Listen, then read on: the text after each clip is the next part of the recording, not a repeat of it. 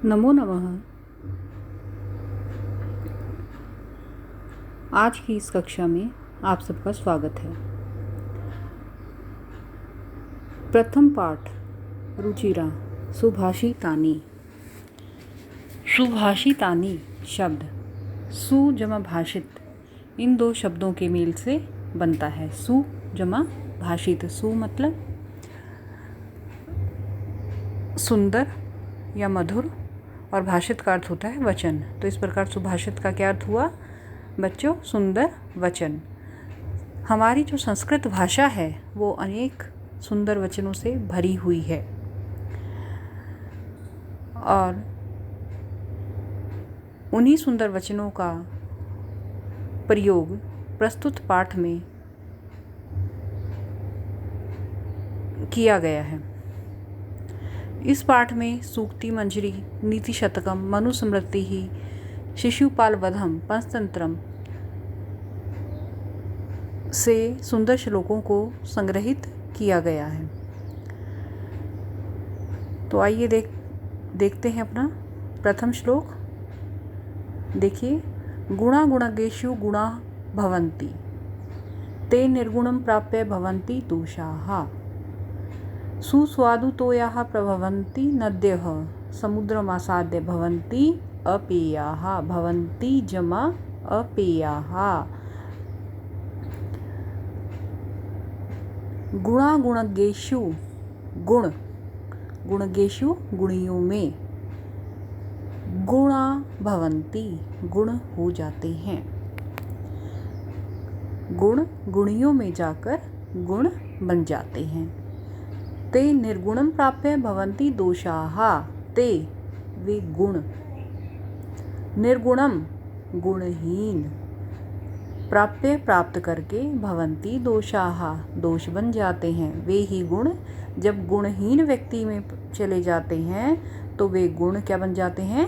दोष, बुराई बन जाते हैं। सुस्वादुतोयाः प्रभवन्ति नद्याः।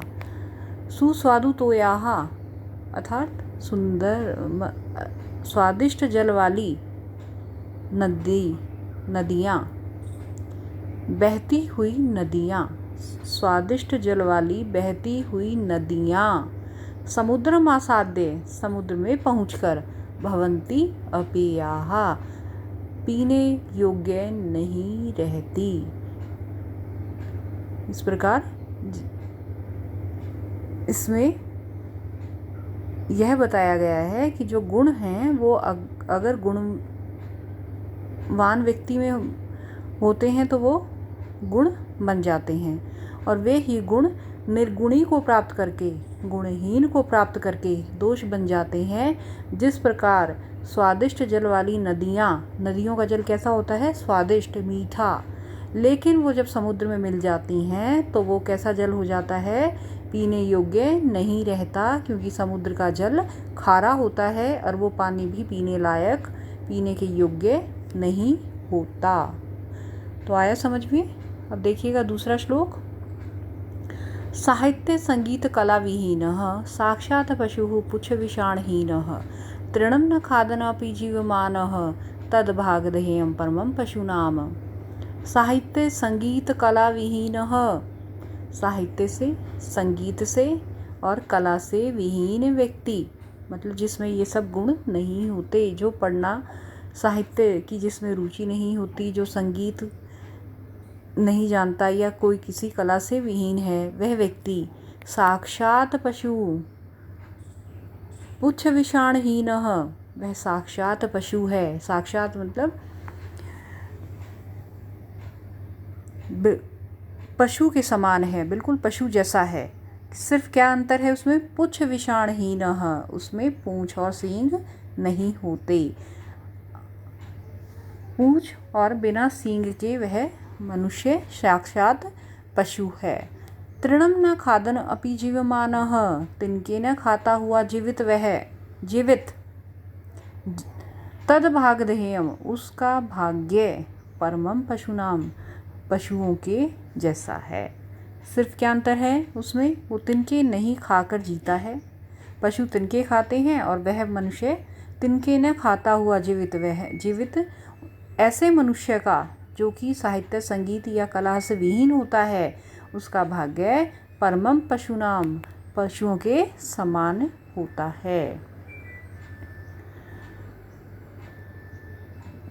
अगला श्लोक।